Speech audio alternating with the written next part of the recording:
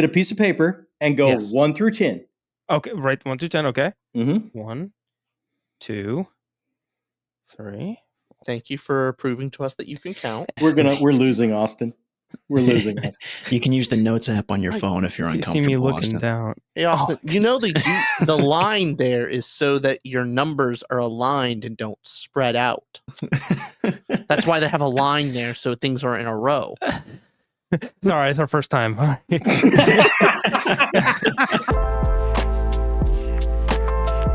Welcome back to Talking Story. Hey, my name is John Minton. That right there is my literary wingman. Check bathroom walls everywhere across the globe. Best producer on BookTube, Jacob with a K. It'll be in stalls everywhere.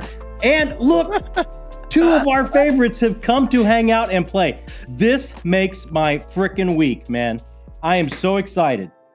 Well, we're so happy to be in the presence of some of our favorite authors, so we're lovely to be here. Favorite authors, creators, and bathroom whatever aficionados, yes, in the stalls. I don't know if bathroom aficionados might be the most misleading title I've had so far. And yet you're gonna take it. Just take sure. it. What else can I do? Absolutely. This is Austin and Richard from the amazing Tudor Ramble. Anyone here knows there, but if you don't, we'll put their links and everything down there. You're doing BookTube completely wrong if you're not subscribed and listening to everything they do, because it is hilarious and insightful and just fun week after week after week. So here's why we have brought you guys over. I got tagged, and this is a tag done by That Reading Guy 28, and this is the Are You a Book Snob tag. It is 10 questions, and they recommend you score yourselves, but that is not how we're going to play here. Okay. That is not how we're going to play here. I'm so excited. Jacob, you are going to score scoring? Austin. Okay.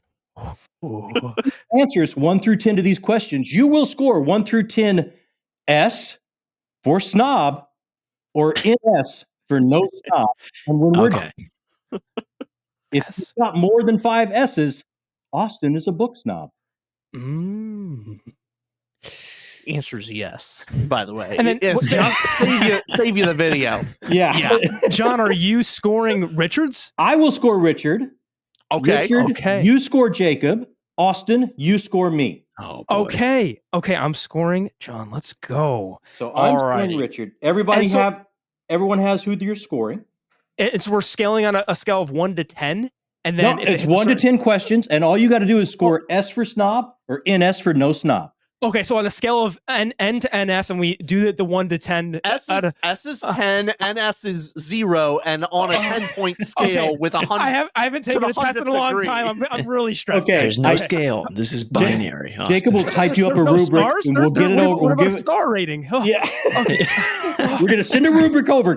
Take a breath. Okay. Take a breath. Okay. So S or NS? S or NS? Yes. Yeah. Okay.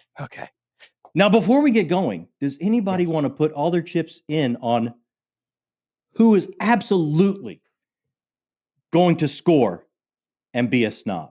You. I think I'm going to be the biggest snob. Richard nominates himself. Richard is the most self-aware person. Period. See, the uninformed, the unwashed masses use the word snob. Yeah. People with good taste would say refined. Are you being snobbish about the word snob right now? I would absolutely. I gotta agree. I'm going to say discerning. Yes. Filled with erudite opinions.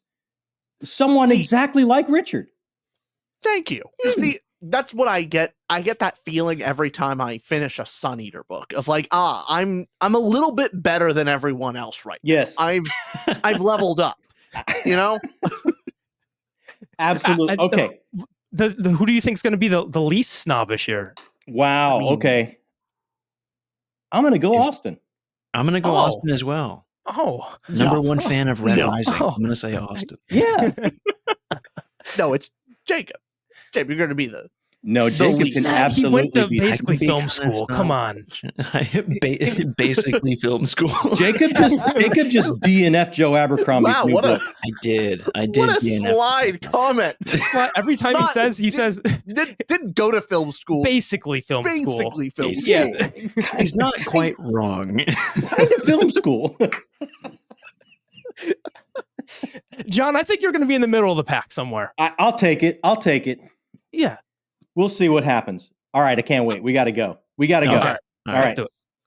Here is question number 1. Again, big thanks to That Reading Guy, and big thanks to Dr. Chase and Johanna and Alan at Library of Allenxandria for tagging me. So we're going to have a good time. All right, number 1. What is your definition of book snobbery? And we will go with Richard, the most self-aware of us all, for the first answer. Okay. So, what is the definition of book snobbery? Yeah. If I'm trying to take this into the negative light, a book snob is someone that feels that their opinions are greater than other people's on books, and not only has their taste, a certain taste for maybe, a book with colorful prose or a deep, rich theme, but ultimately discounts and discredits anyone who disagrees with them. It's the snobbery comes from the not, oh, that book isn't my taste. It's that book is a waste of time and paper. That I think is the sentiment of the difference between like the snob and refined taste. Good definition. I am Good. Well done. I like it. I'm scoring Richard. I'm scoring John on this scale. Okay, Jacob, what would you say? What defines a book snob? Book snobbery. Define it. I would say anybody that I think it's totally okay to have the feeling that, you know what, I like lit books. I have my own sector of fiction or nonfiction or types of stories that I enjoy. But the moment that you start to gatekeep stories in a way where you're looking down on other people, you've moved into snob territory. It's okay to like what you like, but you don't have to say that other people's interests are worse than yours. I think it's that simple, personally. Okay. Very good. Yeah. Very good. And Austin. I'm going to piggyback on what you both said and condense it down to its snob comes across as condescending. Yes. So you're so snobbish about your opinions that whatever the other person likes is lesser than the stuff you like. So it's condescending. It's patronizing. I would say that. Ooh, yeah. Patronizing. The tie to that is, I think it's perfectly acceptable to say things like, hey, I think this genre of novels is better than this. I think this is a worse quality. We're reviewers at the end of the day. We're talking about quality differences of like, hey, I think this is a very simplistic. It is, or there's a lot of plot holes in this. Like, we can derive quality of books. The snob kind of comes down to, they're not judging the books or they're judging the genre. They're judging the people. Yeah. You're not that, oh, you like it. It's like, that's all you can like. And like, that's all you can reach for. Like, you can't possibly understand. Well, is it my exclusive? book. Is it exclusive to the being snobbish about people? Because I think people can be snobbish about romantasy, and that's not necessarily about the people. People can be snobbish about the genre. Absolutely. Yeah. I mean, to be fair, I think there's some credit to it of there seems to be wait, I'm changing Richard's score. John starts scribbling. He keeps digging his hole deeper. I'm changing Richard's score. There's a point. I can have my opinions about genres, but the moment you start thinking that like just because you like a certain genre means that they can't like something else and kind of exclude. Oh, well, if you like romantasy, that means you couldn't possibly understand Charles Dickens, and it's that kind of stuff. Yeah, absolutely. John, what do you think? I'm just gonna go. I'm gonna dovetail off all you guys and add one little caveat. I think when people start drawing dividing lines in one type of artistic form of another, regardless of the medium, and start saying, oh, I hold this up to a higher standard. Thereby, those that would really like this is one of their favorite things. You belittle the work and you belittle them. You start to belittle their background. Oh, they're probably more of a simplistic person that would entertain this and think it's great. Maybe they're not from a great educational background. Maybe they're not. You start extrapolating onto the person by judging what they like in their artistic forms, right? I think that would be the ultimate snobbery. Is not only are you judging the art, you're judging the people that enjoy it to the point where you start to ghettoize what they like. I mean, a lot of what we like, some of the genre stuff we like, epic fantasy, science fiction, horror, things like that, tend to get ghettoized by a lot of people. Not only that, but the people that read them as, oh, well, that's kind of that. They would probably enjoy a good soap opera if they were watching TV. They start to extrapolate and group them together in that type of way. Do you think that judging a genre or an art form is the same as judging a group of people? Is it that personal? Well, we might get into that. Oh, Mr. Ruin questions 2 through 10. I apologize. Who's scoring him? He gets something for that. Okay. Oh, no. Excellent. Okay. Did everybody score? Everyone Don't make scored? a note, Richard. Don't make a note.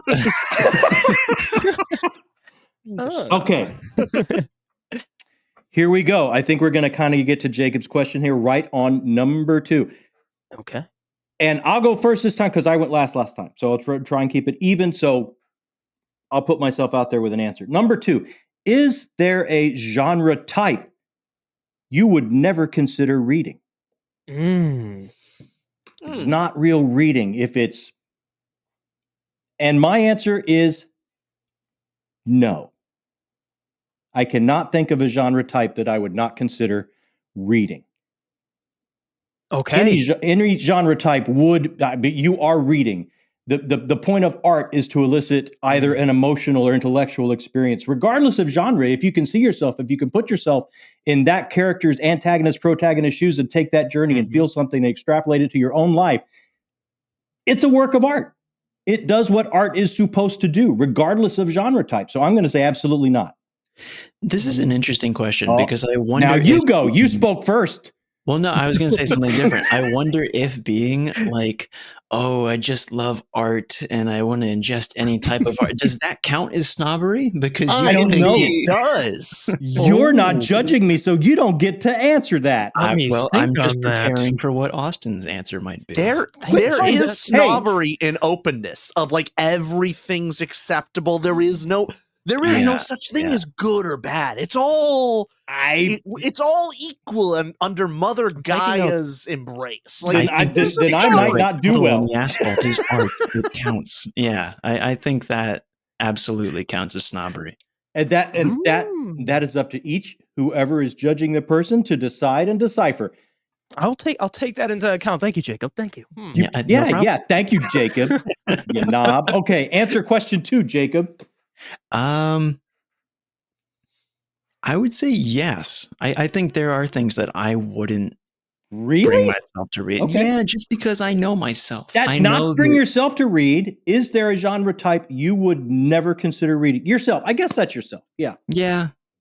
I mean, I guess nonfiction. Like I think reading a nonfiction book is different than doing research. Because you got to do research. That's just kind of learning and being a person as you get interested in world events and stuff. But I don't see myself ever being fully interested in things like romantasy or nonfiction, only because I know where my interests lie and they're not within those genres. Yeah, which is okay. I would never talk down on anybody for that, but there's a lot of things that I know I would like in the world, and I want to spend my time on those things. See, I think I got to change my answer. When it's like when you're thinking about yourself, like there are genres I wouldn't read because it's not my bag, baby. But I don't think snobbish way changing. It's not, it's not other people stealing from me. Ridiculous. Oh, he's giving you a run for your money, Rich. I'm not gonna do well. Yeah, I thought of the question incorrectly. I'm not thinking about other people. How'd you interpret it? Of never consider. I interpret it as like, okay, other people are reading different genres. Would I consider that? Oh, that's really not reading because you're reading X or this type of thing. Oh, I didn't internalize that. it for myself. For myself, Mm. yeah, like I'm not a big nonfiction guy. I probably wouldn't really read romantasy. I probably would. There's some things that just I don't think I would enjoy, so I probably wouldn't grab them. yeah. I don't. It's not the same question as do you think that these count as art? Like that's Right. different. Yeah. Okay. All right. So I'm doing a switcheroo. All right. How about you, Austin? How do I take that? I don't know. Okay, so there is not a genre with asterisks. I'll caveat this right afterwards that I wouldn't consider reading a book of just to see what it's like. We've read Akatar, Fourth Wing on here. We also read Pride and Prejudice, that a classic romance book to go outside our genre. I love to taste things. I see great value in things that are not your forte because you can learn something just as much about yourself and about how you connect with art from something that you disagree with or something that you just don't enjoy. But you can only do so much of that to like, okay, I keep trying this genre and I still don't find something I like. So with that, the caveat to that being there's generally a couple things that I would just never consider. For example, just hardcore book pornography or trauma Porn. those categories of stuff. I just Oh. I wouldn't read a book that's just from start to finish a what is it, not Sex and the City, the big 50 Shades of Grey. I actually probably would give that a shot just to see what it's like. So then again, I would again I have there is Yeah. in Barnes and Noble, it pops up sometimes is Mhm. like, hey, it's weird, give it a shot. And I remember seeing it. It's a sliver of romantasy where it is just literary, Porn. but the male character is some type of monster or beast. And I'm just looking and going like, yeah, no, not in, wouldn't try that. not in a million years am I reading that. Is there a book club of that where they just send it to you? I Now- wouldn't be surprised if someone tries to send that to our mailbox. Okay, Here's what my is it? question for you? Hold What on. does Here's my it question say? for Go you. ahead, Jacob. If a really big company came to you, Richard, Yeah. or Austin, both of you, and said, we're going to sponsor an episode of Tutor Ramble, but you have to read 50 Shades of Grey. Oh, I would easily do that because I'd read 50 Shades of Grey anyways. Like I said, even though I wouldn't typically read that, I want to read a thing people talk about. I want to be in the It's zeitgeist. so big Yes. that like If it it has almost an exception. if I'm it- not going to enjoy it, No, but I no. read it because so many people have, and I want to understand. the exception to those books for me is if it eclipses the genre, because 50 Yeah. Shades has it's gotten outside its genre, everybody knows it. If it's something that only the people in the genre know, so the reason we read Akatar and Fourth Wing is it went beyond the genre. It was It's things huge. that everybody Yeah. was talking about. So we're like, okay, to know what romantasy is like, I want to get involved. But take a 50 Shades of Grey clone that no one knows or talks about, no chance I'm reading that. Yeah. What is it? That's What does it say about me after every time I hear one of your answers, I want to change mine? This is I'm having serious questions about myself. Sounds like you're a follower. I think that's what it is. Perhaps worse than being a snob. You're It's just a follower. All right, Richard, make me change my mind again. What would you say? Yes, basically a very similar answer to Austin there, but I'll take another grain. Ooh. I'll make the question harder. I'm trying to go for the top score of the snobbery scale. So let's take your original, like misconstrued interpretation of the question. Right. Are there books that just really shouldn't even count as like reading or like literary works? To some degree, yeah. I think there's some. I would say there are some forms of like literary works that are so below a level of quality in the genres like for it. I would say I've given Japanese light novels a shot Mhm. before, and the style of writing is so devoid of anything you would consider like a book.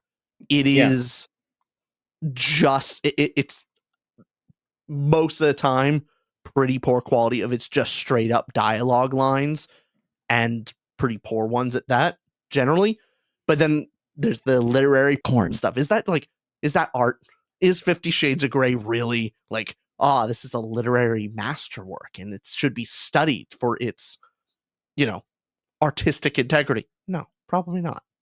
So I'll even say sometimes mean- books are there's difference between entertainment and like worthwhile literary works. So there we go. Little extra. Man, so I didn't so know I you was gonna answered both, disagree my with you. misconstrued, and there are some things you just wouldn't gravitate to read. I mean, in general, it's like there's some things I just won't do of like Yeah. like the trauma Porn. stuff or the Yeah. excessively like pornographic. Not my cup of tea. And do I put them at the same level as, you know, Lonesome Dove? No, I don't. I don't know. I don't even know if the genre should even like. Are they even comparable? What's their goal? One is trying to tell a story. The other is just trying to get your rocks off. I like. But that's, I mean, Lonesome Dove is, I mean, it's, you couldn't really call that just a Western. That transcends genre itself. Oh yeah, but Right. that's like most Yeah. genres and books. Generally, most of the time, it's like it's telling a story. That's the Yeah. point of a book, is to give an experience, to tell a story. I think there's a difference between like just trauma porn and just regular porn. It's just like, I don't know if it really qualifies as a story. Gotcha. All right. We're going to go number 3. Austin gets to go first this time. By the way, I've not been to school in a while. I've been doodling on the side of my page. I'm so sorry if I was distracted for a little bit. I need to stop. If you see me look, I apologize. I'll continue, John. Do you even know what's going on, Austin?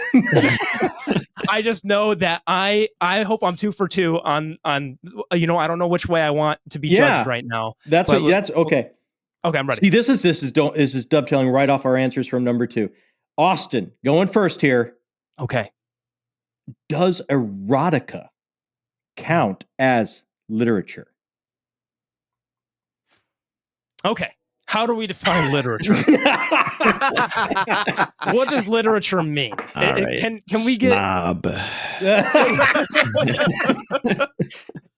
Because what is the actual Merriam-Webster definition of literature? I'm unsure. Is literature, it has a fancier sounding name to it. Do you mind telling me what it is? Yeah, I'm going to look it up quick. Yeah, If just the definition is words on page, then like technically it is, yes. But do we kind of elevate the term to something else? Jacob, you got it? I got it. The Merriam-Webster definition of literature is simply writings in prose or verse. So yes, it is literature. I got the Oxford, which I think is a little bit better. Okay. Written works, especially those considered of superior or lasting artistic merit. What a snobby answer. Well, it is the Oxford dictionary. It is Oxford. Let's go with the Oxford definition. Yeah. If by the Oxford definition, I would say I would input the word erotica with trauma, with any type of emotion. If all the book is doing is erotica, or all the book is doing is just straight, here's things that is going to make you cringe and gross. And it's one purpose. Its only purpose is to get that one reaction out of you. That can be an entertainment. There's some horror flicks of just people want to get jump scared, and that's the type of horror flick you want. But I'd say I'll stick with an answer and say no, it would not be, if that is the pure form. And we're going by the Oxford definition. And I'd prefer the Oxford. Just put me as a snob, okay? I'll take the S for that one. I want to jump in on this. You want to go next? Oh yeah, I want to go next on this one.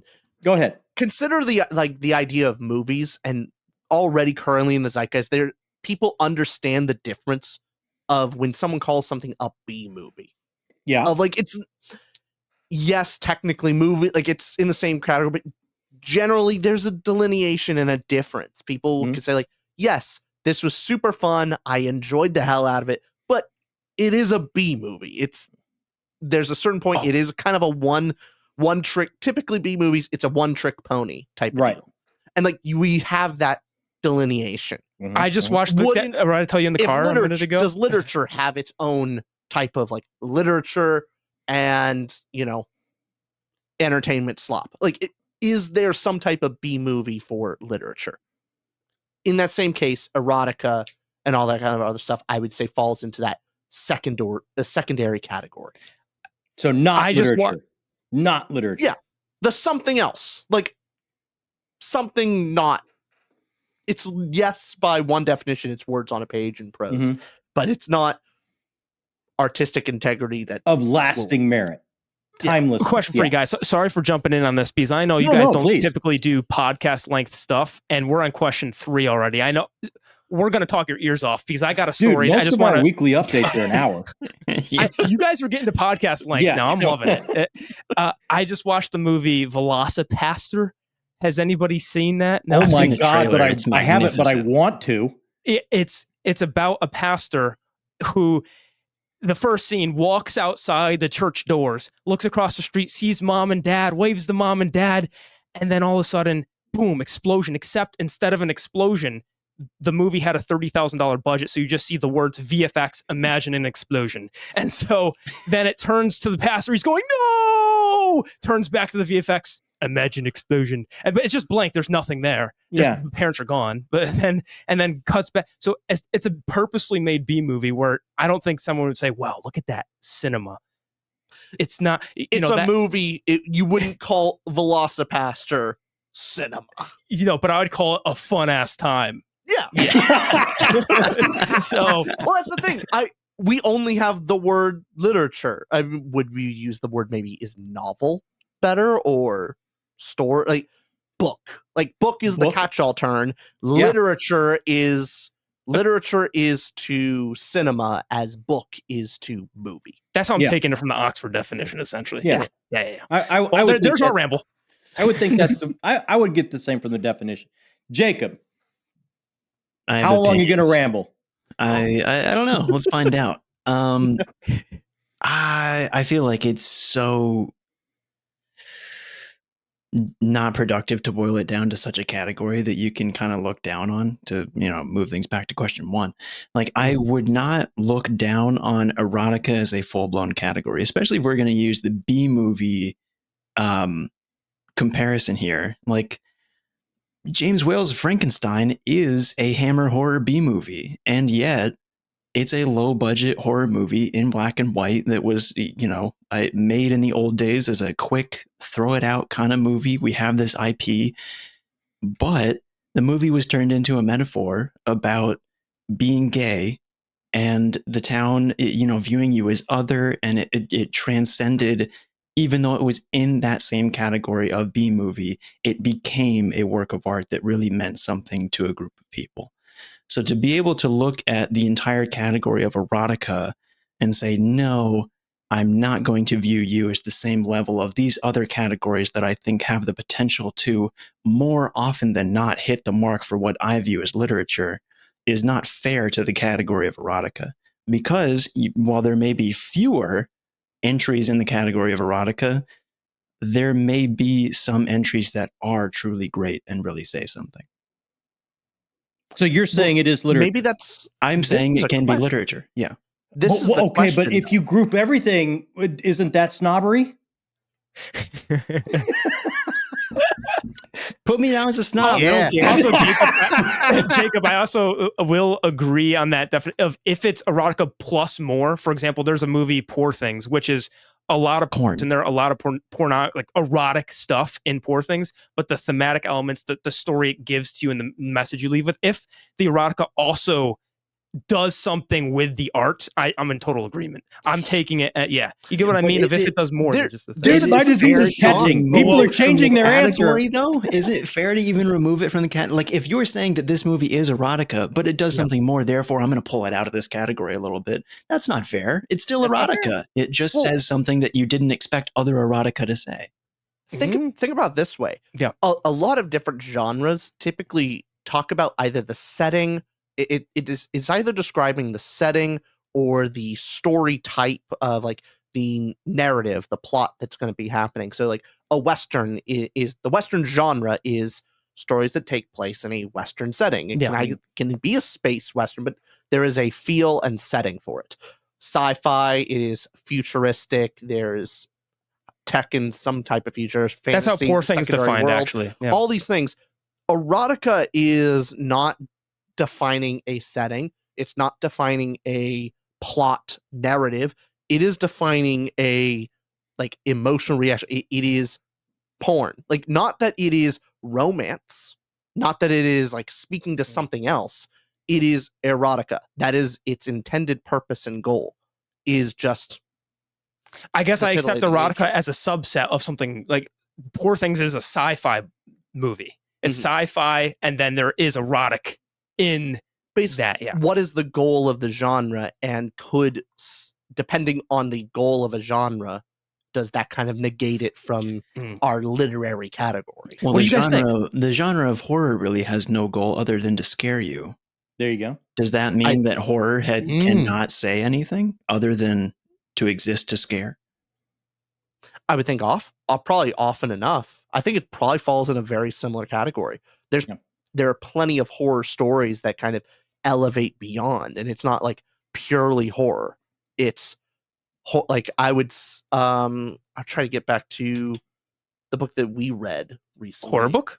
Yeah. I'm trying to think of the actual book that Annihilation? No, Annihilation's up there, but it's like a sci-fi, it's a horror book, but I wouldn't even like just put it in the horror category. It does other things. Yeah. So I don't know. It's a good points all around. John, what do you think? You got to get your 2 cents about out how there. all art is great. I And it's was all looking at daisies and roses. I was looking at the definition again, especially those considered of superior or lasting artistic merit. So, I mean, if you break it down by what emotional response the art is looking to do, right? Is it just to titillate or horror? Is it just to scare? Is it trying to hit that base emotion and nothing else? And if it is, do we disregard it as less than other? I'm going to say no. And here's why. And the other part is, of long-lived, the timelessness, the test of time thing. It's like if you go to the erotic section in Barnes & Noble, some of the most popular things you're going to see were written over 100 years ago. And there's still the most popular things on that shelf. They've still withstood the test of time. If you go all the way back to when we were just expressing ourselves by crushing berries and painting things on the cave wall, libido, erotica, lust, sex, one of the most moving things that keep us going on this planet was a huge thing that people put in their art over and over again. So standing the test of time, absolutely. Just because it's hitting on a base emotion like titillation, or in the case of a B scary movie horror, I don't think it's less than. It's still affecting what art does, which is to make you think or feel something as you gaze at it. So I'm going to say yes. Literature, yes, it is. It's a creation. It's words on a page. To your point, Nosferatu, right? Nosferatu's that horror erotica mix that is lasting. You do kind of touch on maybe like you put it into much better words of how I'm thinking of it. Of if man as an animal has our base instincts, but what elevates us as man above the animal kingdom is our higher virtues that go like a step beyond our base instincts.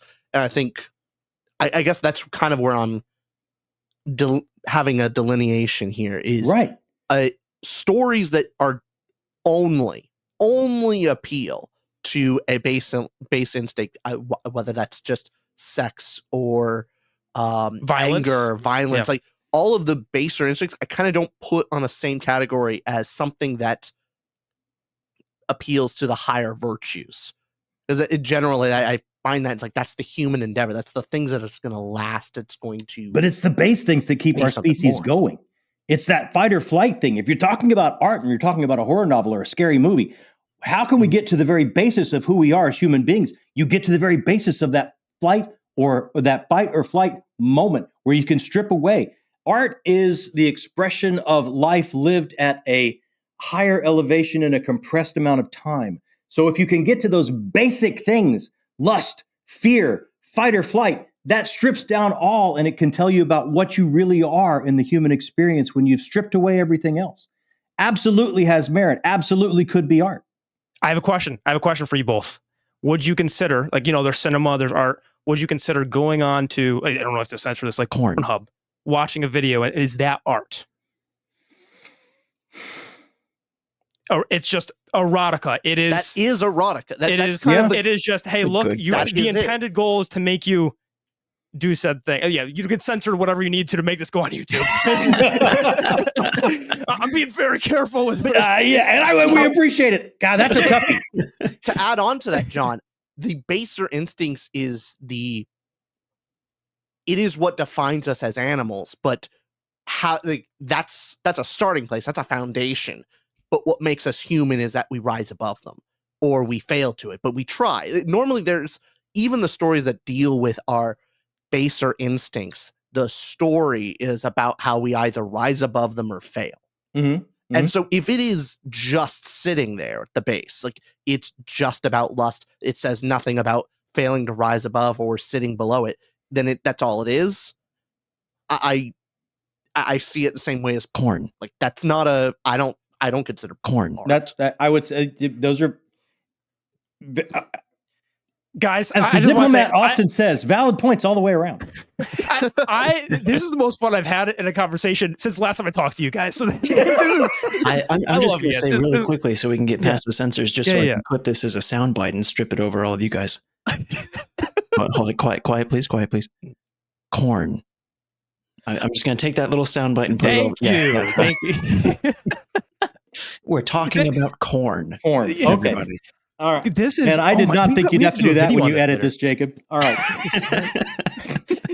Guys, this was, I think, can we say what I gave you for that or no? No! Did we wait till the end? Okay, gotta wait. I'm so excited. This is great. This was You have who gave you this more video doodles than anything else. Okay, this is my paper. Okay, this is art. This is an art form. Don't lose your score in the doodles. Okay.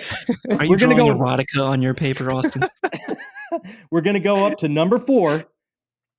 We're going to go, Austin is first this time. Okay. Is it better to read classics than bestsellers? I can't say better than. No, I wouldn't say better. I would say they both have merit. So I wouldn't use the word better. I would use also. That both. I'll dumb it down and say that. I like to read bestsellers and classics, and it waxes and wanes of how you're feeling, of what you want to read a book that you can be engrossed in. So if you start reading a classic, you go, I'm not in the mood right now for this type of story. Go read a bestseller. Go back to classics. I'm very loose about that. I completely agree. I mean, if you're not a fan of The Godfather and you love Fast and the Furious, that's okay. Watch Fast and the Furious. What do I have to say about your opinions and what you like to do in your free time? Just do what you want to do. Okay. You want to get this one's way less contentious than the last one. I don't like it. Come on, shake it up, John. Come on, throw us something. Jacob started talking. You go ahead and answer, Jacob. Is it better to read classics? Okay. Well, all right. Jacob doesn't care. Read what you want. do what you want. Better to read classics than bestseller. I say no. I'm that all under the sun guy. Yeah, is art. I'm that all-inclusive snob, I guess. All right, Richard. Is everyone getting a no snob rating on this one? It comes down to you. Is it better to read classics than bestsellers? I mean, the only way I could argue that is that it's withstood the test of time, and you can see how much we are more alike than not, because we have the same types of frailties and concerns and things as the artists were working on hundreds of years ago, telling story. I mean, I think that's kind of interesting. Yeah, I'll add here, the issue with the question is the absolute, and so the assumption is made of, yes, it is better to read classics. The assumption in your brain is like, oh yeah, you should only read classics then, or or read whatever you want. But if we are to like put a hierarchy on these things of a classic is a classic because it has lasted the test of time, I think that is inherently more valuable, of the wisdom passed through the generations. I would say is marginally more valuable to, like, yeah, it's important to read the classics compared to a bestseller. Am I saying, never read? Yeah. Never read a bestseller book? No. But like, is it more valuable? Probably. Yeah. Well, I guess that comes down to how do you define better then? And you're saying better means value. Yeah, Because it's more you're valuable. You're attributing that better word as value, whereas we could also attribute better as in like use of your time or better, you know, like how do you define better? I value more the wisdom of past generations and something that has lasted multiple generations compared to temporary monetary success. I would say the other is a better identifier of something of worth. Yeah, And I so- think what Richard's trying or at to least say something is to learn. that if you read nothing but classics, you're just a superior human being. Yeah, there you go. But isn't it possible that they're classics because of what academia pushes and marketing and different things, as opposed to what society really feels about the artistic expression there? Oh yeah, I mean, there's certainly that aspect, but often those institutions put them in there for a reason. Maybe it's a nefarious one, but it'll normally always say something. Yeah. Even if a book is not particularly great, like the actual book itself is maybe not the best novel ever. Often academia will make it a classic because maybe it itself is not good, but it is a great indicator or a great example of the thought process of people at a certain time. Yeah. And that is not like, that's great history to know. And instead of just reading it on a page of like these people used to think this, read one of their stories at the time that shows their thought process. All of that sounds marginally more valuable than like, that book was successful last year, even though both are valuable.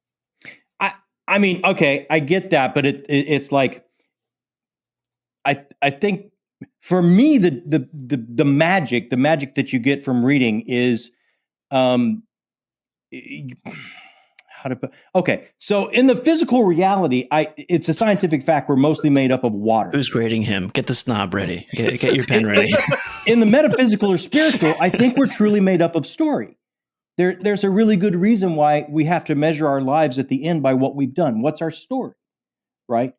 So if we can take any story and you're going to walk in this character's shoes and you're going to get a shortcut to sympathy, empathy, compassion, it's going to change the way you look at the rest of the world, how do you look at yourself, how you look at the world that you share with other people. And that can be done from a bestseller or a classic. Either one can do that. Either one could give you that shortcut to change the way how you look at the world. So I think,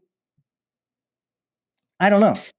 You know, to go on to that too, because I know where you're coming from, Rich, of if something has lasted so long and this bestseller has been around for a year, well, the thing that has survived the test of time, wouldn't there be more merit to that?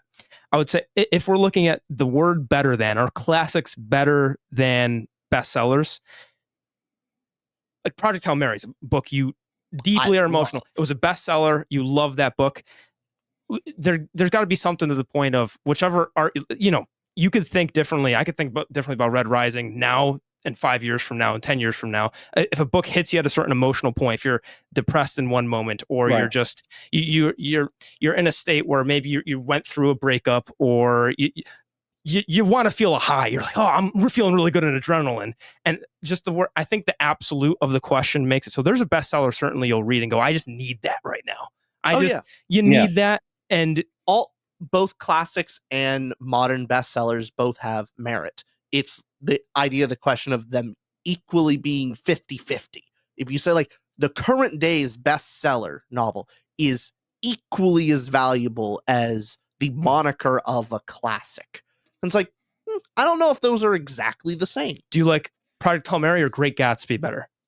The moniker, though, like, it's the difference between talking about an individual book versus like the way that book got to be where it is in our cultural zeitgeist. But there's also cult classics.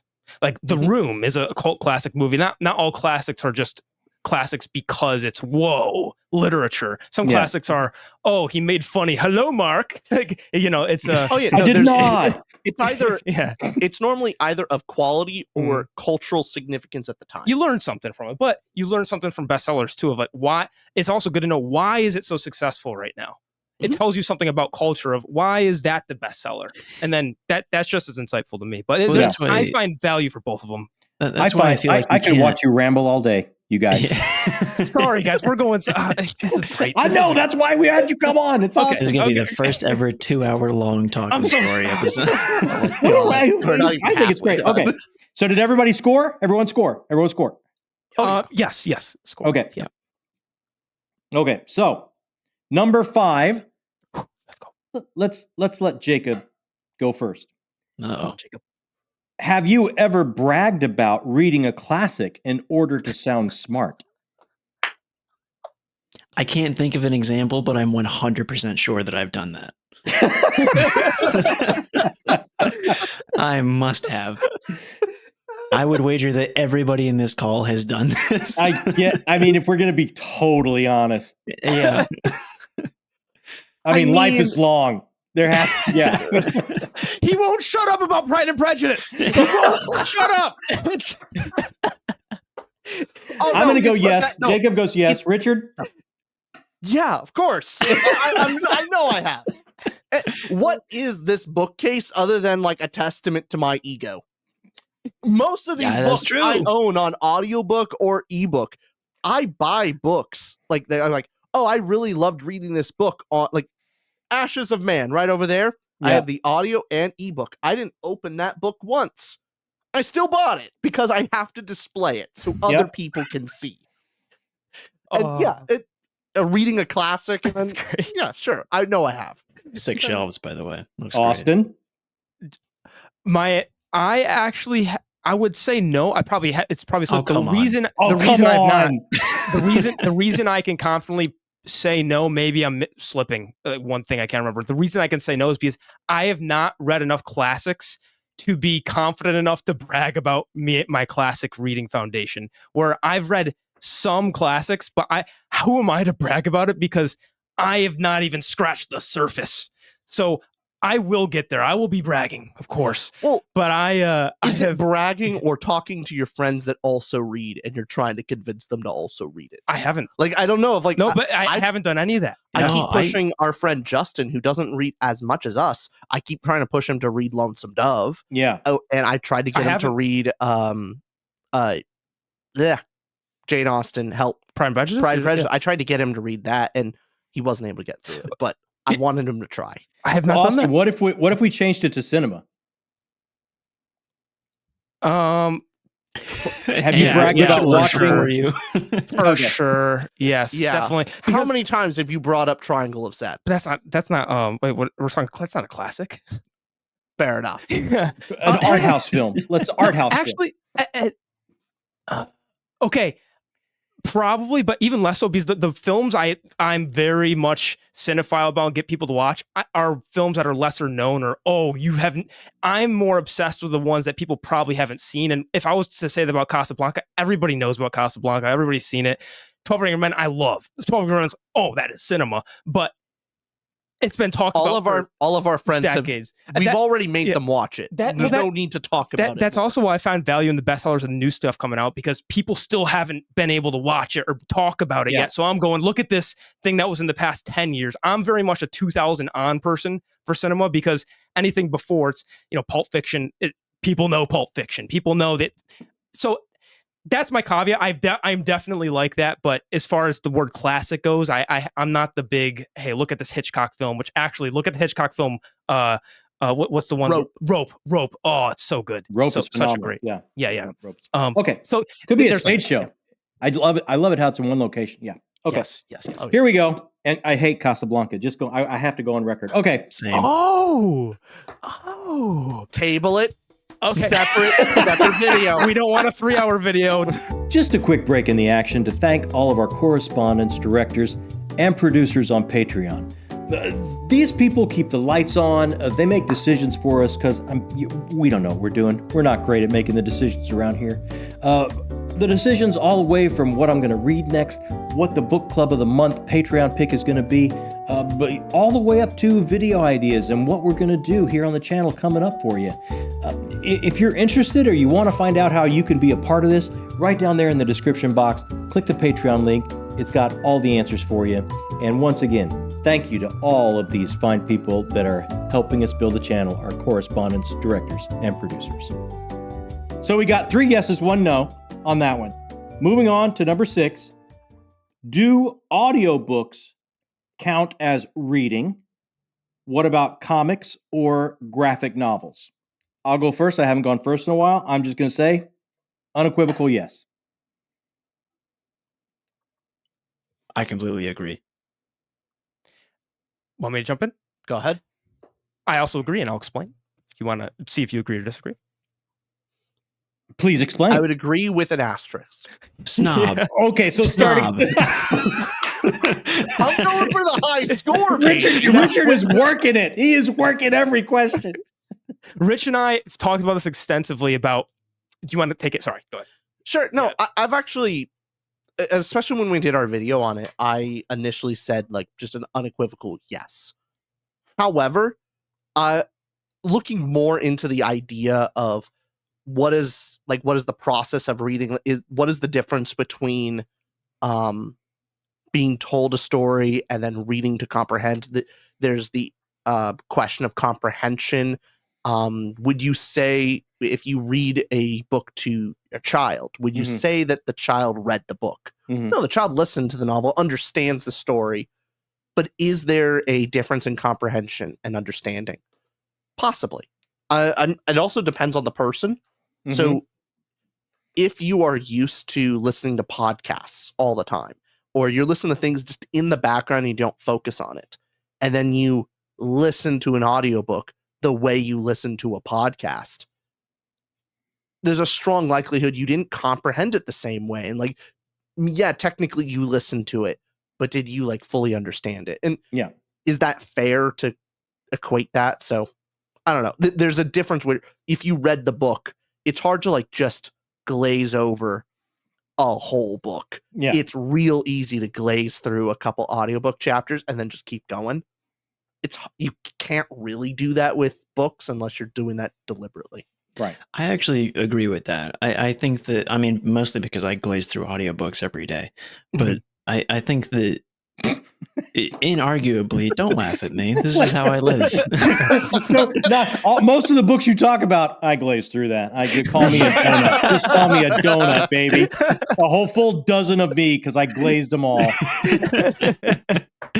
But I think that like reading and listening to an audiobook, because it seems like that's the main contention here. One is, I think, inarguably a better way to comprehend the story than the other. If you're reading the book, you're forced to truly give it your full attention and really envelop yourself in the atmosphere of the story and the world and the characters and all of that. An audiobook I listen to while I cook, while I brush my teeth, while I go for a walk. Like I'm doing other things. I'm not fully giving my attention to the story or what the author is trying to tell me. So is one a better way to read? Absolutely. But I wouldn't say that listening to audiobooks is not reading. Can I rest this debate to bed? Can I rest this? I have the solution. Throw it to the mat. Throw it to the mat, Austin. What people are asking here is, do audiobooks count as reading? The people that would say no, of course not, are taking a textual analysis of what does reading mean. Look that up. Reading means you are looking at the page and using your eyes to consume the thing. Now, what people are asking is, did you consume the book? That's what they're asking when did you read the book? Because, for example, when I say to you, hey, J.J. Mitten, did you guys write your book? No, you probably typed your book. You guys are typers. You're professional typers. But no one's going to say that you guys are typers of discovery. No, you are authors, you're writers. And even take that example aside of what we say when we're in a car and you want to put your windows down. Say, hey, can you roll down the windows? Well, you don't have a thing to roll down. You press the button to roll them down. But the language we have used has evolved past the roll. We still say roll down because cars used to roll down the windows, but we haven't changed our lingo to account for the new technology. So audiobooks are simply, as they're saying, did you consume the book? That is it. End of discussion. Done. Did you consume the book with a Comprehended, a relatively high comprehension? Yes. Because I'm resting this debate. Because there's also like, if you take a 5-year-old and put them in front of a Blood Meridian and they look at the page and they flip every page and Horrified. they looked at it and they went to every word. Did they read the story? Probably not. No, Probably not. They did not. I mean, look, I don't do audiobooks at all because I know myself and I know I'm going to miss a lot. That's why when I read a book, I have to read it, right? Yep. But I'm sure there are people that aren't like me. They listen to it and they hang on every word and they catch every bit of it. So it's like, sure, I think it's dependent on the audience. I think to a large degree.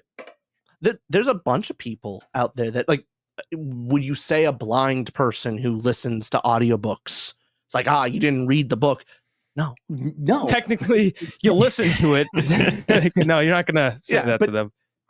Whatever form of literature consummation, whatever you're consuming literature, it is a trainable skill. You can learn to physically read faster and better, and you comprehend more. You can also train to listen better and listen to comprehend more. Yes, absolutely. And graphic novels and comics, let's just say that's reading, right? No one's going to dispute that. Yes, absolutely. It's reading. Yes. Yeah. It's reading. Yeah. All right. I mean, I love that's the perfect way to answer that question to anyone that's being snobbish about it. It's like, well, would you tell a blind guy they're not reading? Like, no one's going to say, yes, I would tell a blind guy they're not reading. Well, it's not really reading. Yeah. Go and learn Braille. That's the only way. Exactly. Get your ass unblind, Helen Keller. What are you going to do? Somebody gave up in Braille class, huh? Sad you can't read. Sad. No, who would do that, right? Okay. All right. Good one. All right. Wait. What was that? Oh, number 7. number wait. 6. I haven't scored Richard. Okay. Oh, maybe he gets an NS for this one. Yeah. Maybe. You're right. Been scoring myself as well. Like, I'm just comparing myself to Jacob right now. Yourself as well?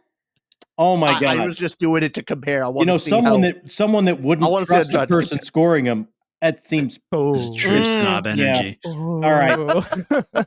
Number 7 for the person that's scoring themselves. Richard, have you ever looked down at someone for reading a popular book, like possibly a self-help or a celebrity memoir? Ever? Life's a long time. Ever? Oh, probably. I mean, I look at the Target bookstore and I see, like, at the end of the checkout counter, the autobiography of, like, Prince Harry. And I'm looking at that going, like, who the hell's buying this book? It's a bestseller. Why? Why is anyone spending money on this? People want to know. Why? Where's the wizards? Where's the magic? No, anything else. The Why? Tudor Ramble and Royals collab is canceled. It's so dumb. Who cares? I judge I'm highly selective. There's a lot of stuff. Like, sure, not my interest. Fine. Whoever read the Prince Harry autobiography, I'm judging you. Yeah, that's not really reading.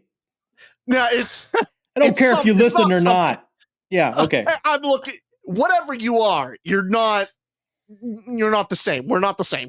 So next time somebody listens to an erotica biopic from Harry, you're like, no, that person's not on my level. They're not a part of our species. There's something else. Jacob, John, what did you guys think? Have you ever done? I can't imagine either of you doing that. No, of course I gotta say no. Yes, I have. Absolutely, I have. And really? You know what? In that humility, there's less snobbery. Jacob, when did you? When would you make fun of something? This is a shock to me. I mean, never to their face. I'm just not that kind of a guy. But I have, make it better. behind their back, under the cover these of darkness. Intrusive thoughts. You can't control Give it. us a time. I mean, okay, look, my boss reads a lot of self-help books. Oh my God. And I hope he didn't watch this video. He won't. I can't help but feel like he's not going to watch a video about books. No. He tells me the things that he reads and I'm like, what do you hate, free time? Like, this sounds like home. I can't imagine enjoying this. And yet I know that, like, the moment that Matthew Perry died, I got his audiobook on Audible immediately. That, like, I know that I'm one of these people too. but I can't Mhm. help myself and be like, I don't know, Astrophysics by Neil deGrasse Tyson. I'm sure it's interesting, but there's so many other things I would yeah, imagine that that would is. be way more fun to do. Got it. I thought you were going a different direction of like, because I'm with you on the self-help stuff of a self-help book, completely fine. Like, all power to you. You Yeah. want to read a book that you want to improve your life, but there's a type of person that reads like a lot of self-help books and Yes. ultimately never changes anything about their own life, and it's like, It almost maybe you becomes should self-congratulatory. yeah. Mm. I The look at same all thing my with, business business ethics for books. dummies on my shelf. It's like, come on, man. Did you really read that? I can't There's a imagine you great did. there's a great term for it of a wantrepreneur, where Oh, they that's want good. to be, so they read books on being an entrepreneur, they watch videos on how to start a business, but ultimately they never take the first step, they never actually do anything, and they read the book because it makes their brain, like, they get the dopamine hit of, oh yeah, I'm going to be productive, do and they it. never actually do it. Mhm. And like, I'm gonna judge them in the sense of, hey, my judgment is like, you should put down the book and actually practice what you have read instead. Right. So, Nice, and I feel like Austin. that's more of a helpful judgment. Jacob, first, I'm proud of you. I am so proud. I And John, can absolutely we be proud of you? for that, I John, must there's say. no way you've ever done that, right? You had to have. Look, I'm just so happy anyone's reading anything. Yep. See? Like There we go. anytime I There's see my- anyone reading is like I think it's a major victory. Like I just great anything What a dad answer. comes with the I dad tend genes. to align with the optimism of John. I'm a weird mix of like, I'm a closeted rich, but I'm actually a John. You know what I mean? I have that. It's weird. I'm confused. And so I also agree. I remember reading in freshman year of college or something. I wasn't back in my fantasy kick. And for some reason, the Kevin Hart biography, I got it as a gift from my mom or something. And I read it. And I remember thinking back fondly of going, that was a good read. Now, would I think that now? No, I'm probably too snobbish now to appreciate it. But I remember reading it and going, that wasn't a bad time. I appreciated it. And so sorry, Jacob, you would have looked down at me and Yeah, and Jacob. I am my right biography now. reading. No, I'm kidding. But I'm with you. Reading, I already see as, hey, you got a book in your hands. That's cool. Yes, I'm happy. 100%, 100%. With the caveat of, I know we discussed earlier, there's certain things that if it just gets one thing, but I do see, since it's specifically asking about celebrity memoirs, popular books, there's some biographies and stuff that some could probably be vapid, some could, but Some are probably great. lots do probably. Okay, I'll give you a majority. All right, I'll give you a majority, but there's a plurality there that are neat. Some could be a wonderful story about overcoming. I don't know. I'm just happy someone has a book in their hand. All right. Number 8. Right. Who's going to go first? John, you do it. All right. Number 8. Have you ever been recipient of someone else's snobbery? I would say I would have to have, because I've read. We're in a call with Richard right now. But Exactly. I mean, I've loved comics and horror and sci-fi and fantasy exclusively my whole life. It's what I've read since early junior high to now. So I'm sure a lot of people would look at that and go, pick up something meaningful. Yeah, there's certainly people like that. Yeah. Yeah. Pick up something that's not on those shelves that are somewhat, come over to the literary shelves, come over to the classic shelves, So I'm sure, absolutely. I cannot imagine that hadn't happened. Oh yeah, I am a victim of this since our video of Red Rising came out. There's a cohort of the internet that will forever look down upon my correct opinion of a fantastic book one of a kick-ass book and series. And see that face? That's the face I get when I say I love that book one. And so No, it's just that sours in my mouth because you are the spoiled this Okay. the spoiled child that looks down on me for loving the Wheel of Time. You want to talk about snobbery? Snobbery. You. Yeah, but I'm punching up. People respect Wheel of Time. Nobody respects Red Rising Book 1. They see Oh, that there's as for people little that kids. do.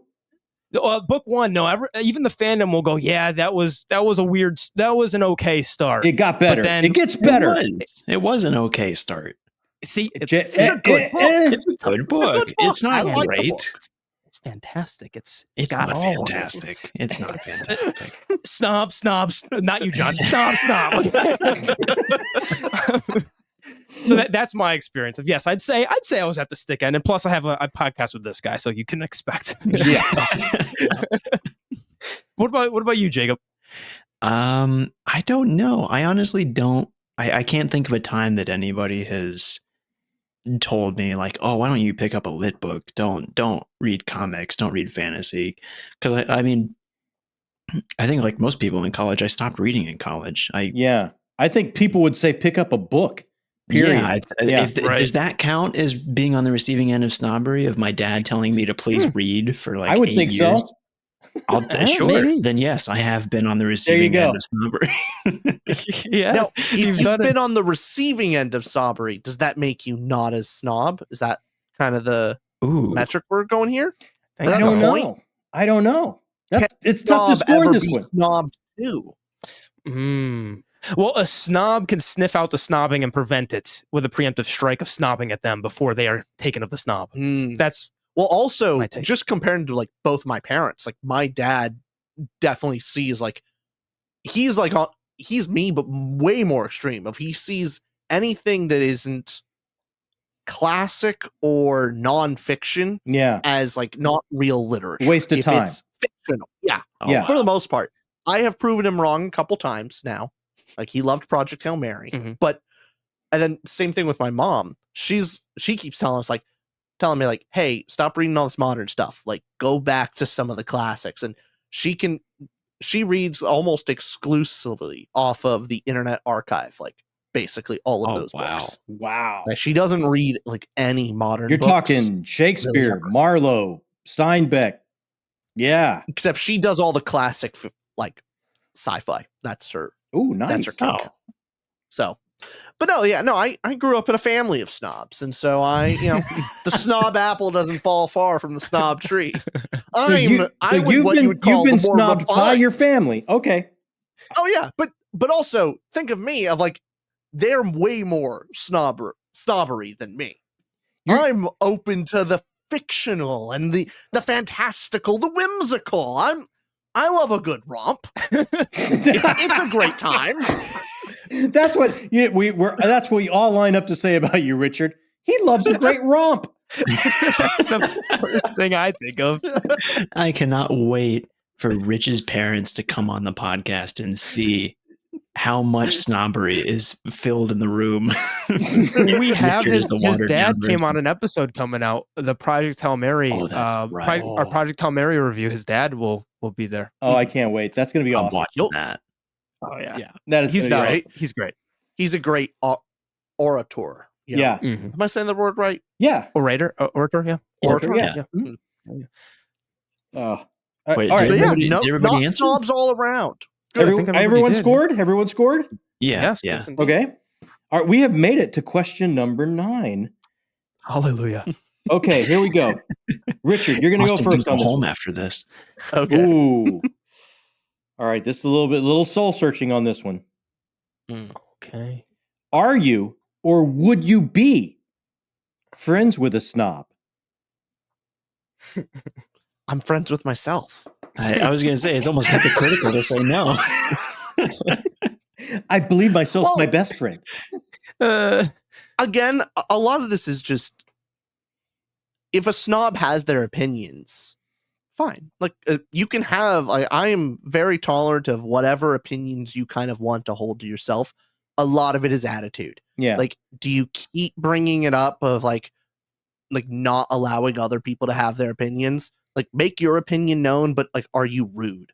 Are you incessant? Does Like, then it- you're just kind of a dick. yeah. And then, yeah, I probably wouldn't be friends with that person. But if a person's like, yeah, sci-fi garbage, I really love X book or X Right. genre.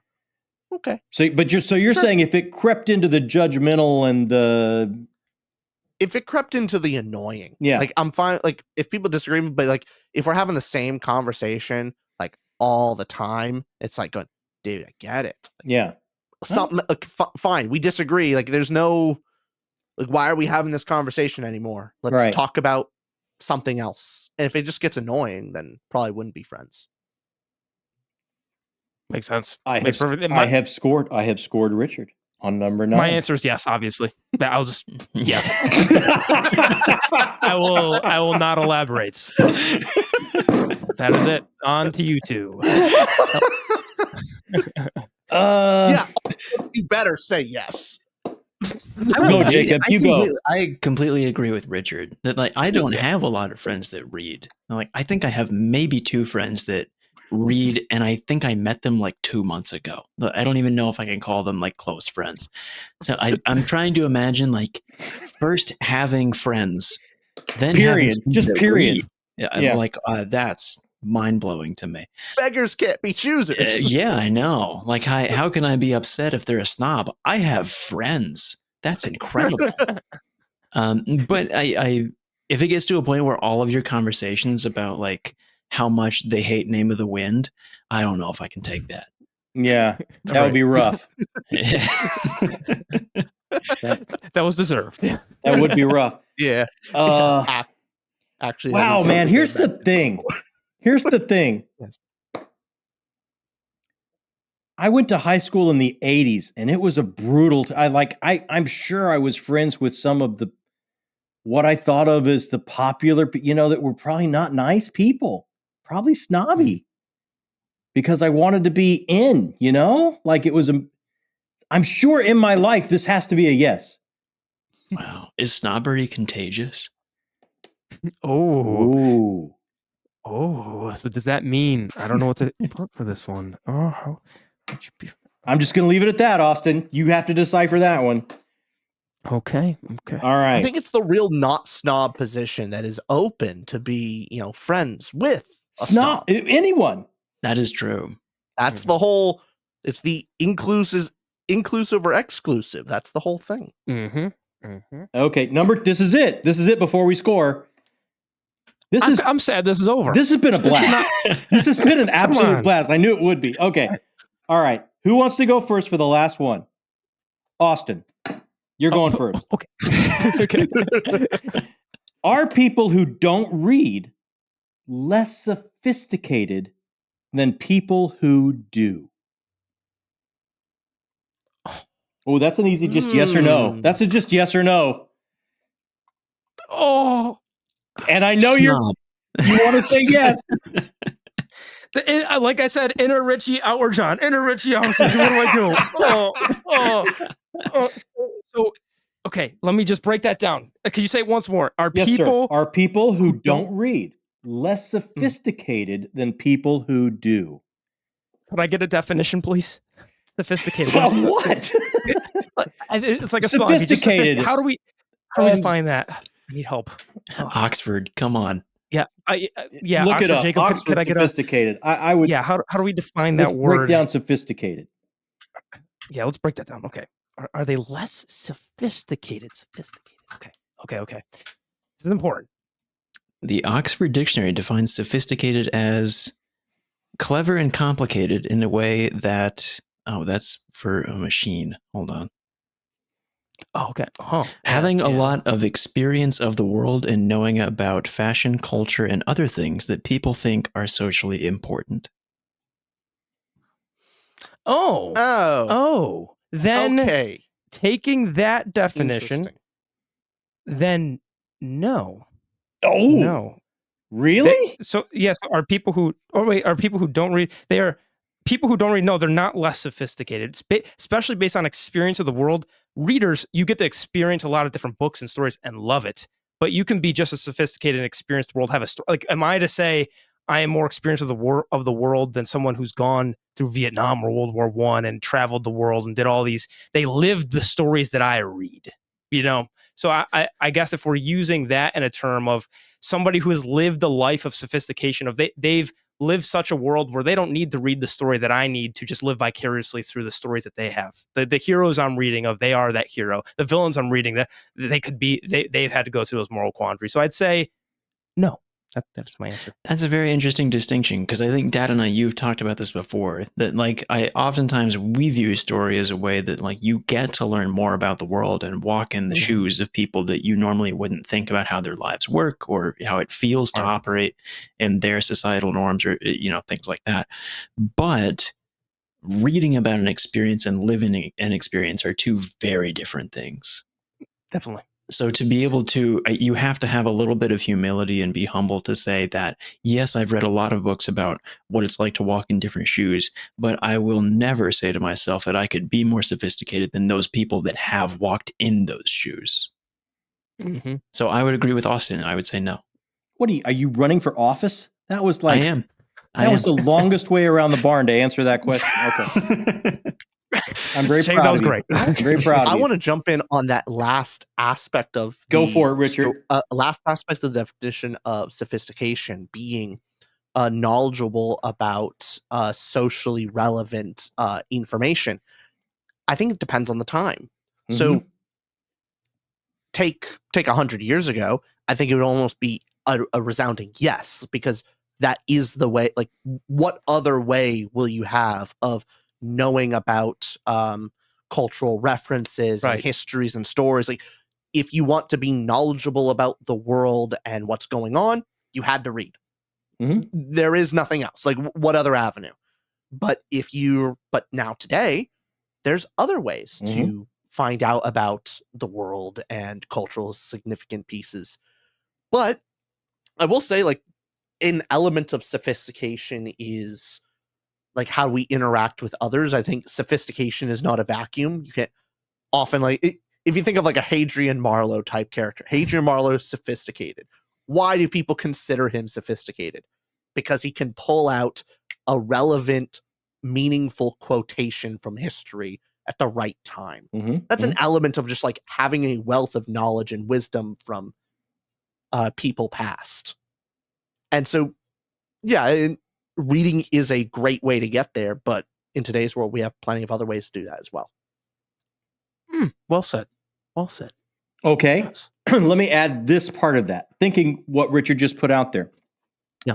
If in the past, reading was the only way to get that sophistication, we couldn't understand the world around us. We couldn't understand fashion and social mores and different things going on unless you read about them, because that was the medium of information at the time. Isn't it important at this point, if we're going to be sophisticated, that we understand that past? And if that was the only way to truly get that information, then it is now as well. So reading these classics or where we came from is just as important to where we are now and where we're going to have a level of sophistication of the world. I'm liking your inner snob. I'm liking it. I can't help myself. I gotta say, I think people that take the time to take these journeys with people that are not themselves, that they might aspire to be or might aspire not to be, and they start to see their world through different eyes than themselves, I think it leads them to a better level. And we're living in a great time because you can get story in so many different ways that you don't have to read to do that. That's true. But there's something about the quiet, meditative time of reading that brings about self-introspection, I think, that makes a difference. I'm not quite sure where I fall on this. Good argument. I'm actually feeling the same way now, because I had a second thought about what Austin said, and now I feel like I don't agree with it. That yeah, Austin, terrible ideas. Okay. Well, I mean, like, you have to think about, if you're comparing yourself and your ability to read about all these different walks of life to somebody who has walked in those shoes, do you know more about what it's like to walk in those shoes than that person? Of course not. Absolutely not.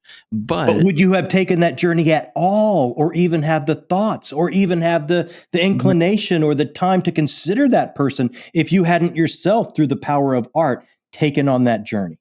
I was going to say, is it more valuable to know pieces and fragments of what it's like to walk in a million different types of people's shoes than to know 100% about what it is to walk in one person's shoes. I would rather know about a million different people than one, personally. Argument. Here we go. There's a movie called After Sun. Has anybody seen the movie After Sun? No, because we're not Sorry, cinema snobs. Cinephile. It is the best,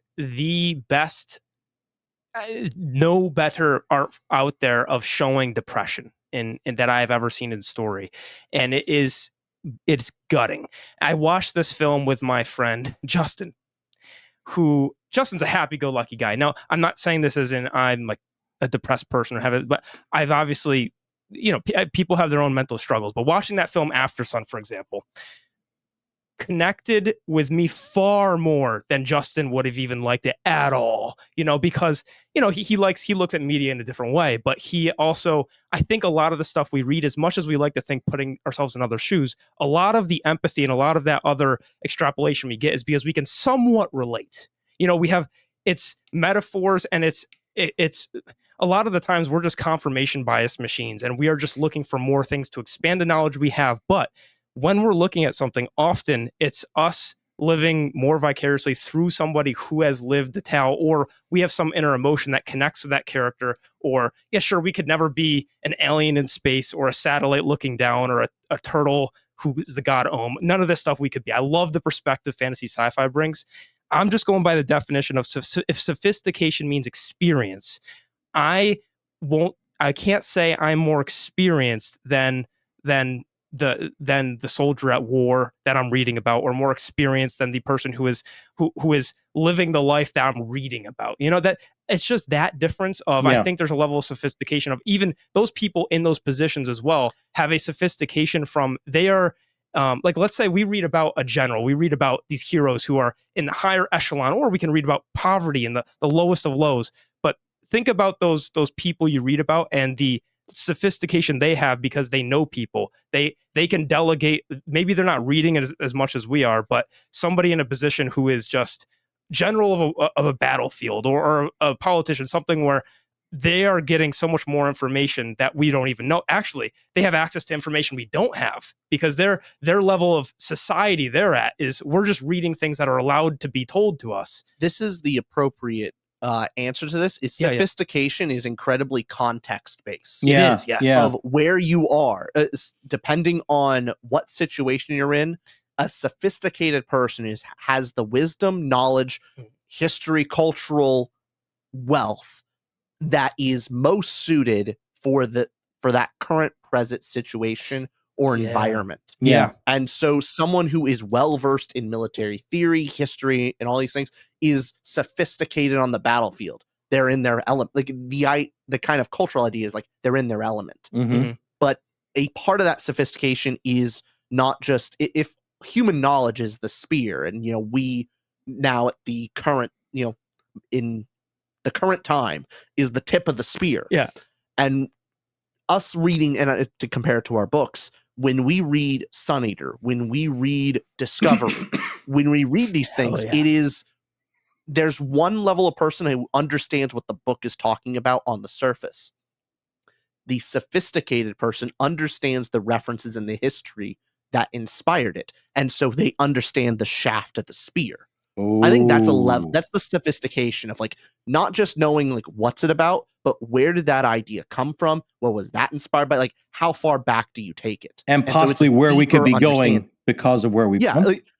But if you just understand surface level of that's what this book is saying, but then you don't know any of the references that it was going after. You just know the current one. Good point. Very well said. I think sophistication is understanding that history. Like, for example, Jacob, you're more sophisticated than your boss that reads the biographies. In that sense. So, it is very context-based of maybe if you're comparing yourself to somebody else, if you take a book reader versus just a TV show watcher, would we all say the book reader is more sophisticated? Oh, I'm definitely not sophisticated for the sole fact of it. Most social settings that I will go into, my knowledge of fantasy and sci-fi is not applicable to most environments and situations. Yeah. It's not helpful. It's I'm very not- context based. I seem Exactly. awkward, I, which is almost the opposite of sophistication. You would think so. I don't know Yeah. if I can say that I'm more sophisticated than that person I mentioned earlier, because the second half of the definition is other things that people think are socially important. Yeah. Mm-hmm. I would argue the that maybe a boss- majority of people think that those types of self-help books are socially important. more important Yeah. and valuable information than Mhm. the stuff that I'm reading about Hadrian Marlowe pontificating about his own philosophy and place in the universe. People would probably view the self-help books as more valuable information than that. Very interesting. I don't know if I would be more sophisticated. Guys, this was amazing. How awesome was it? This was amazing. Okay. Does everyone scored? Can everyone add up their I got score? it scored. I love this. Thank you for having us. This was the best. I can't believe we didn't have this. Should be our video. We should have thought of I'm this. very envious that this is not going up on our channel. This take it down. Here's what you do. Take Here's what you it do. down. You invite us onto your channel and Yeah. we do it again and We do it pretend again. none of this happened. Okay. So who goes for unveil? Jacob, unveil Austin's score. I have 3 marks of snobbery out of 10. Oh, 3 Okay, which ones? Oh man, we're gonna have to repeat the questions. 3, 6, I've and never- 10. 3, 6, and 10. So 3 was the erotica. Three was does 6 was erotica audiobooks. count? Yes. 6 was do audiobooks count as reading? Mhm. And 10 was are people who don't read less sophisticated than people who do. Yeah, 10 you had me until you brought up After Sun and went on that whole journey. That's very fair. That's very fair. Okay, 3 out of Austin, 10. you go. I'll take those numbers. Okay, for you, John. Yeah. What's your guess? What do you think you got on the snobbery scale? I'm going to say 50-50. You got 1 snobbery. I got one? One snobbery. Wow. Wow. John, I was listening carefully to all your answers. It was 1 snobbery. And you know where I put it? It was on the last question. The number 10. I mean, that's fair because yeah, absolutely. It was, I would say before that, a lot of you were very free spirit about, hey, I just want people to read. Yeah. Include people in the reading community. You're not condescending about it. You're not gatekeeping about it. When it gets down to are you reading or not? Yeah, the only snobbery thing about you is you should all read. You should all read. Fair enough. So I'll live with that. I'll live with that. That is such an accurate word. Man, 1 out of 10 is like That's Mr. pretty amazing. I'm pretty shocked. Richard, what do you got? Guess what? Jacob is more snobbish than his dad. I believe it.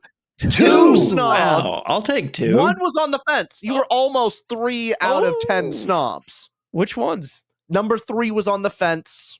I Number gave you the 3. non-snob. Which but one was number 3 again? That's does erotica count as literature? Okay. Yeah. do the conversation. It was on the fence, but I gave you the not snob. The other one, so snob on 5. 5 was have you ever bragged about reading a classic in order to sound smart? Mm-hmm, Yep. Mm-hmm. Fair. And then number 7. Number 7 was have you ever looked down at someone for reading a popular book, self-help? Oh, so both of the times that I openly admitted that I looked down on people were That seems fair. That That's seems totally absolutely fair. Very fair, Rich. Yeah. I think so. Okay. Well done, Rich. Okay. What do you think, Richard? Where do you think you came in? Come on. All right. Self score. Here's the thing. I'm at a 6. I have 6 out of 10 of snob. Oh, That's where I put myself in. I was surprised I was not more snobbish. I have 5 out of 10. Oh, 5. There we go. I have 5 out Just of 10. 5? Number 2. I like that. Was like, can I change your mind? I had snob on number 2. Is there a genre type you would never consider reading? Okay. Number 3, does erotica count as literature? Mm-hmm. Number 4, is it better to read classics than bestsellers? Mm. Yeah. Number 5, have you ever bragged about reading a classic in order to sound smart? Mhm. And then number 7, have you ever looked down at someone for reading a popular book, self-help, celebrity memoir? And the rest I got no snob. I got half and half. That's fair. Yeah, I had all the same things, except I gave myself a snob on the first one. No, I didn't see that. What was the first Wow. one? Remind me again. The first one Defining was, snobbery. what is your definition of Oh. book snobbery? Gotcha. And I thought you had a great definition. You're very understood what it was. So how would that be a snob? Hold on. So if I remember correctly, the rubric was if you get more than 4 out of 10, you are a snob. No, Oh, you have to get it's 10. So you have to edge over 5, 6 and above. Ew. 50-50 is not. I wouldn't say you're a full-blown snob. You're 50-50. You're. I'm lacking. There's a problem with the test if you're not a snob. You're having an inner struggle. Snob. I was going for a perfect score. Oh, So the results were you got 5, I got 3, Jacob got 2, John got 1. That tracks. That makes sense. I think we did very well. I do. That was a blast. That was great. Guys, thank you so much for your time. Thank you so much for being who you are and hanging out with us. It was an absolute blast. Hit us up in comments. Let us know if you're a snob. We would love to hear from you. We'll get I'm back right with there you. with you. Yeah. You is a safe place here for us snobs. Absolutely. Head Safe over to space, Tutor no matter who you Ramble, are. where being a snob is okay. Yeah. Hey, I'm telling you right now, if you have not checked out Tutor Ramble, you're doing the whole booktube thing, the whole podcast thing, period. Wrong. That's how good you guys are. Thank you very much. Thank you much, guys. And that's it for us this time on Talking Story.